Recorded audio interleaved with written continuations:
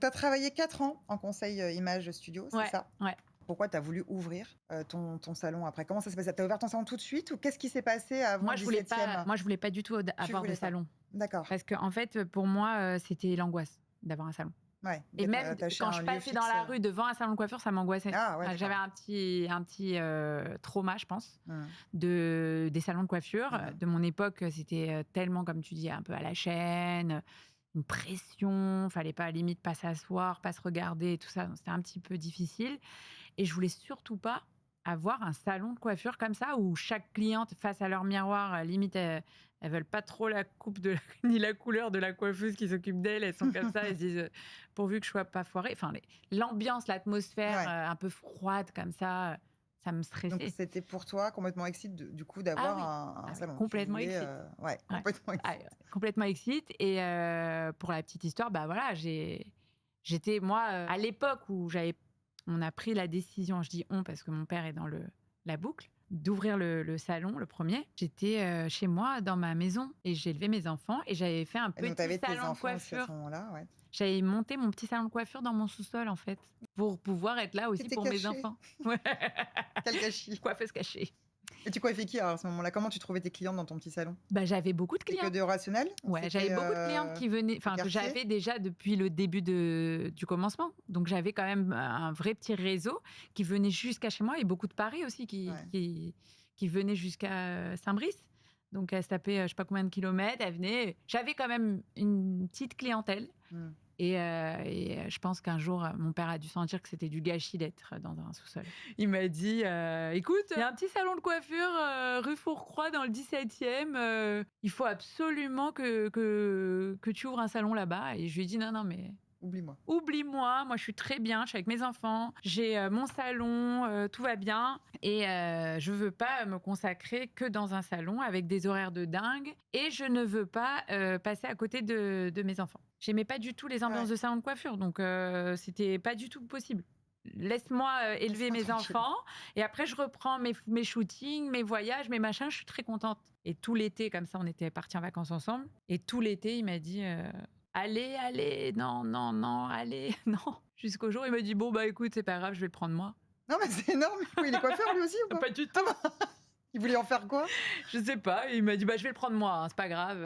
Petit loyer, je le prends moi. J'ai dit, mais enfin. Pire, je dors dedans. C'est pas grave. Bah c'est ça. Je dis, mais enfin, papa, t'es pas du tout coiffeur, c'est un métier d'être coiffeur. Il me dit, oui, mais pour toi, tu me fatigues, tu veux pas, c'est du gâchis, je le prends. Il y a les bacs, il y a. Il t'a chauffé. Bah, Il t'a provoqué là. il m'a provoqué, pas chauffé, parce que je me suis dit, il est fou.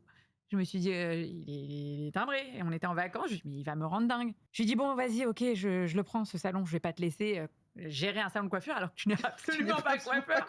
Tu n'y connais rien, c'est pas possible, c'est pas envisageable. Surtout que moi, je suis coiffeuse, je peux pas te laisser faire ça. Je savais que c'était un plantage très, total. très drôle. C'est très, très drôle. Ton destin s'est joué sur une provocation de ton père, quoi, presque. Complètement. C'est incroyable. Il m'a dit, je le fais. Je lui ai dit, bon, ok, donc je vais le faire. Il l'a senti, ce lieu, en plus, quoi. Moi, pour le coup, je le connais. Ah oui. C'est là où on s'est connus, dans ce salon. Exactement. C'était marqué de ta patte, quoi. C'était l'ambiance, la déco, tout. C'était déjà toi. Alors, c'est encore plus toi aujourd'hui, parce que tu as évolué forcément avec les années, mais c'était vraiment le début de cette histoire-là pour le grand public, en fait, parce que tu n'étais plus dans ton sous-sol, donc c'était vraiment lancé. Et ça t'a fait peur, économiquement parlant, de devoir, même s'il n'était pas énorme, le loyer. Ouais, le loyer n'était pas. Mais quand même, c'est le fait de économiquement parlant. Pour être honnête, ça t'a fait peur ou pas? C'était pas un enjeu de dingue. Ouais. Donc j'étais bien sûr que j'avais quand même mes petites économies que j'ai mis sur le tapis, et mon père aussi. Et on avait fait mich-mich à l'époque. On avait dit allez, c'est une idée qu'on fait à deux, on va faire tout à deux. L'enjeu, quand je dis il n'était pas de dingue, c'est-à-dire que vraiment quand je parle d'un petit loyer, c'était un petit loyer. Et c'est vrai que ça m'a propulsée, parce que du coup je me suis dit bon, quand je fermerai au mois d'août, je vais pas transpirer tout le mois d'août. On va travailler l'année et on paiera tranquillement le loyer. Et c'est vrai que c'est très important. Parce que quand tu démarres... Et du coup, il fallait que tu prennes aussi des gens avec toi pour travailler dans Exactement. le... Donc là, c'était aussi des salaires. salaires. Alors au début, j'étais toute seule. Hein. Toute seule, tu faisais tout. Ah, j'étais toute seule. Accueil, bac, coupe, tout. J'étais partout. D'accord. Ah oui. Ouais. Non, au début, on y allait très, très mollo. Ouais. On a... Donc toi, c'était... Ton truc à toi, c'était je me lance, mais je mets pas tous les mots. Enfin, j'y vais vraiment à mon rythme. J'y étais à mon rythme parce que en fait, je me suffisais au début. J'avais pas toute la journée des clientes. Je les attendais, les clientes, un peu. Ah oui. Au début, j'attendais les clientes. J'attendais les clientes. Ouais. Comment tu communiquais pour qu'elles connaissent ton salon à l'époque? Parce que Il y avait beaucoup de bouche à oreille, il y avait mon petit réseau ouais. et j'ai eu la chance aussi d'avoir un site à l'époque qui y avait pas, les réseaux sociaux. Non, c'est ça, il y avait pas les Il y avait réseaux. pas les réseaux sociaux, mais il y avait un site qui s'appelait meilleurcoiffeur.com. Ah Sur oui, Paris, ouais, j'étais la première d'accord. et parce que j'avais des bons avis Ah génial. et là, c'était, un carton Ouais, parce c'est que ça. j'arrivais en tête de recherche. Mais tu as flippé quand même les jours où il y avait pas de J'avais flippé. clientes en disant: «J'ai fait une connerie, Oui. je retourne dans mon sous-sol» ou est-ce que tu avais plutôt envie de dire, «Non, je me sens bien ici, je sais que ça va donner un truc super, je continue». En fait, tu vois, c'est le côté un Bah peu: «Est-ce oui, que je c'est-à-dire, lâche?» il y avait des jours où je doutais grave, genre limite je pleurais le soir et des jours Ah oui, où j'avais 3 clientes et là je me suis dit: «Oh c'est génial! ouais, je suis la reine du monde.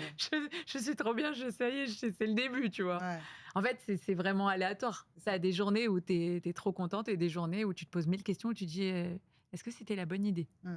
Et la bonne idée par rapport à tes enfants ou pas? Parce que du coup, bah, on est maman, travailler, c'est alors quand on est salarié, ça va, on a des heures fixes, on se prend pas trop la tête en rentrant le soir, Mmh.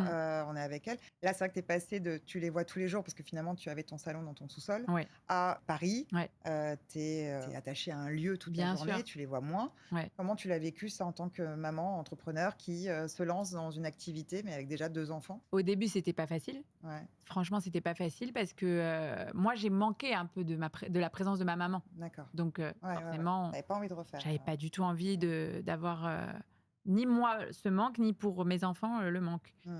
et bah, j'ai pris sur moi et je me suis dit, «Quand je pourrai, le mercredi, j'éviterai de travailler». Mmh. En fait, je me suis un peu donné un objectif de me dire: «Il faudrait absolument trouver une solution pour le mercredi». Même si je rentrais tard les autres jours, Ouais. j'avais Tu vraiment t'es mis des cette limites, voilà et je me suis surtout donné un objectif de me dire: «Vite, vite, vite, encore fais». aujourd'hui ou pas? Ah oui, pour Encore m aujourd'hui, tu as ta limite de il y a des jours où tu es qu'avec tes ah enfants je si tu et te tu es mets pas de coupée du limite, monde? tu Bien sûr, tu n'es pas, équilibré. Je pense c'est c'est ça. un vrai équilibre pour nous et pour eux. Mmh.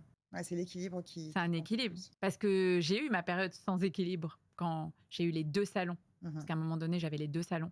Un succès, Dieu merci, extraordinaire et j'ai perdu cette limite Mmh. et j'ai aussi été un petit peu perdue, Ouais, moralement.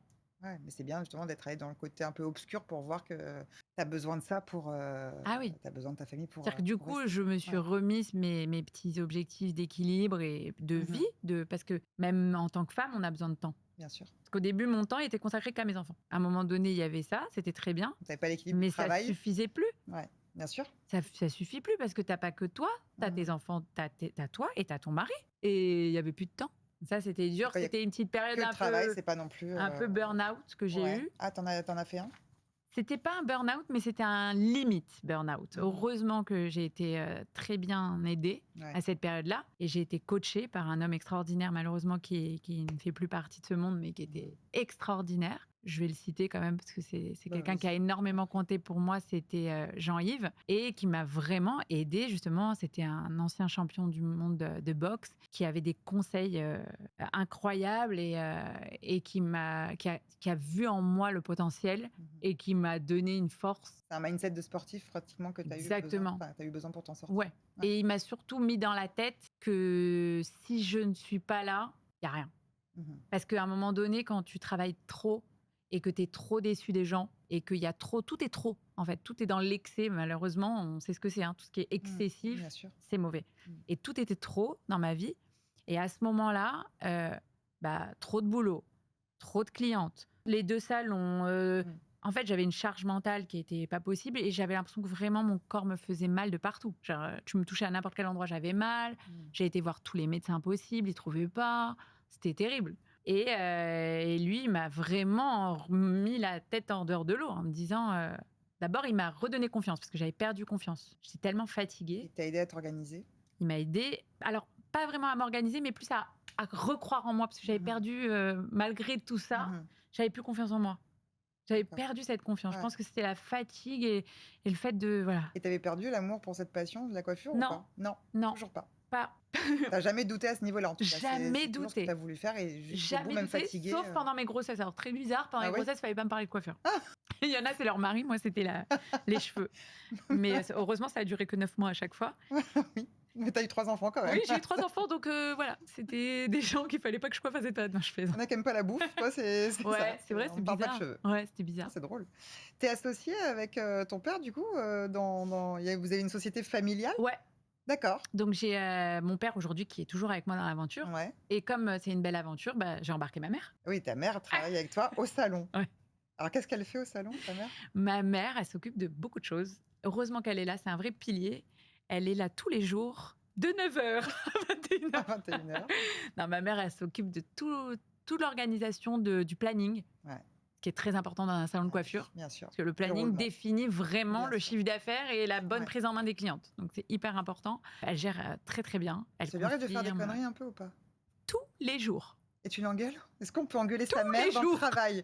C'est génial! Tous les Tu jours. peux te venger de toute ton enfance. Ah ouais, Genre, toutes les fois où elle t'a engueulé, mais maintenant, c'est grave. toi. Et des fois, elle me fait. Elle flippe. Et franchement, des fois, elle me regarde, elle me fait à la maison. Comme si on tu habitait vas encore t'en ensemble. prendre une. À la maison ce soir, je te tue. Là, je ne dis rien. Mais à la maison. C'est très drôle.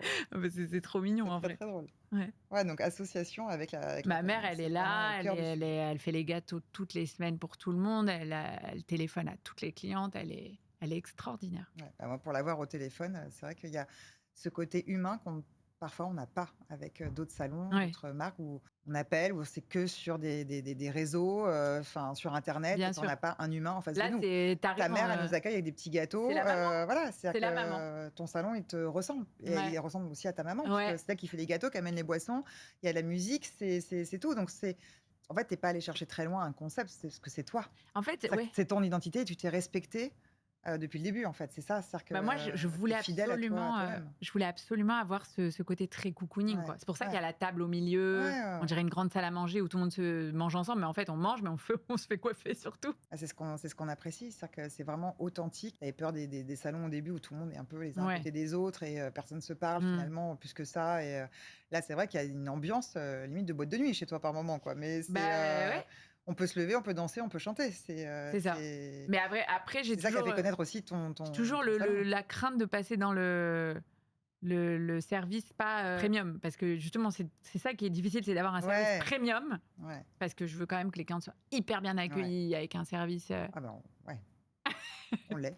Je voulais qu'on ressorte de là en se disant mais qu'est-ce qui s'est passé quoi? Je suis bombe atomique, j'ai passé une super C'est ça. après-midi avec des copines que je connaissais pas il y a Ouais. 3 heures. On sait même plus où on est quand on est chez toi, Ouais. en fait. On n'a plus de notion du temps. C'est vrai que ce mot revient souvent même dans les avis et tout. Je suis trop contente parce que c'est pas un salon de coiffeur comme les autres. Donc ça, c'est un peu le conseil que tu pourrais donner pour les entrepreneurs qui veulent se lancer, Ouais. Quels qu'ils soient, en fait. Je voilà, pense mais qu'il faut mettre de l'ADN dans ce qu'on fait. il faut mettre de l'ADN. Franchement, moi je sais que ce qui m'a démarqué entre guillemets, c'était plutôt d'avoir un salon de coiffure qui ressemblait plus à un magasin de déco au départ, Ouais. avec la table au milieu, pas de produits. Je voulais surtout pas d'affiches avec écrit des marques Ouais, de coiffure. J'ai jamais voulu avoir 10 produits de revente parce que je voulais pas faire supermarché. Donc je voulais me démarquer déjà par le style du salon. Mhm. Et je voulais je voulais me sentir bien en fait. Et quand toi tu te sens bien Bien dans sûr. l'endroit où tu bosses, Bien sûr. tu accueilles les gens dans ton univers et tu attires les gens comme toi. Ouais. Puis tu es heureuse d'y aller le matin, en fait, tout simplement, d'aller travailler toi. T'es en fait. heureuse, les gens ils se sentent bien accueillis parce que toi aussi t'es bien. Donc ça me fait plaisir de savoir que toi en tant que cliente aussi tu le ressens. Je sais, hein, de toute façon on s'est éclaté il y a quelques jours. Il y a quelques jours, on ne dira rien. Mais ouais. Donc dans le 17e, tu étais toute seule. Tu étais un peu frileuse aussi par rapport aux dépenses que tu pouvais faire, ce qui est normal. À partir de combien de mois ou d'années tu as commencé à engager du personnel? Tu as attendu d'être vraiment dans le positif ou c'est... Alors la chance que j'avais c'était d'avoir un petit loyer. Quand je parle Ouais. de petit loyer, c'est moins de 500 €. D'accord. J'avais vraiment un petit loyer. Pareil. Voilà. Ouais. Donc, ce qui m'a permis, moi, de me dégager un petit salaire quand même. C'était pas fou du tout, mais c'était quand même un petit Au bout de salaire. combien de temps tu as pu te dégager un petit salaire? Très vite, Très premier vite. mois. D'accord. Ouais. Dans le salon du 17e, Ouais. premier mois. Premier mois, D'accord. mais salaire minimum. Hein. Et j'ai employé, je crois, le deuxième mois Ouais. ou le troisième mois, un truc comme ça, mais ça remonte un petit peu. Juste une personne Mhm. que j'avais pas gardée très longtemps non plus, mais c'était pas par rapport à l'argent.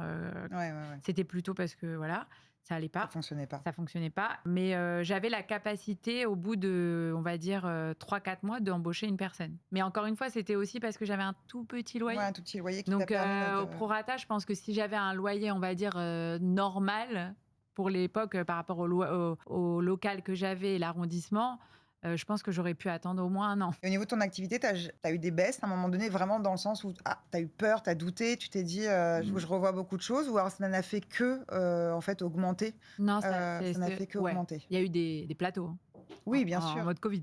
Et tu as jamais eu de peur vraiment viscérale de: «Ah là là, on n'est pas bon, on n'est pas sur les bons Non, moi, chiffres», c'était plutôt les appels. C'est-à-dire que dès que je sentais qu'il y avait moins d'appels au salon, j'étais en mode, en panique? remise en question totale. «Le téléphone, il sonne plus là, il y a un problème». Parce que bah oui, parce que tu Ouais. passes, je suis passée de, le lundi quand je venais chercher un truc au salon, j'avais oublié quelque chose, le téléphone sonnait tout le temps Mmh. et à un moment donné, il sonnait plus. Alors j'appelle ma mère: «Maman».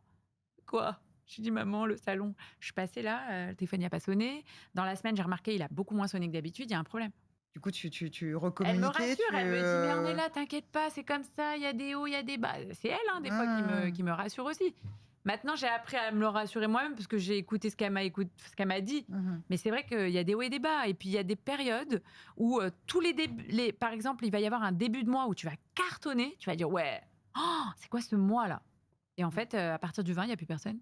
Enfin, quand je dis: «Il y a plus personne», ça reste quand même, convenable, hein. Mmh. Mais il se peut qu'il y ait vraiment une grosse vague de clientes et après beaucoup moins. Mmh. Mais en fait, aujourd'hui, je me rends compte qu'on est spécialisé dans les couleurs. Quand j'ai une très grosse vague de clientes qui font leurs racines ou leurs couleurs en début de mois, forcément, 3 semaines après, n'ont pas besoin. Bien sûr, Donc maintenant, j'arrive à à relativiser. relativiser. Mais Ça j'ai eu va, des oui. vraies Mmh. périodes de doute. J'étais pas habituée, moi, au début à ça.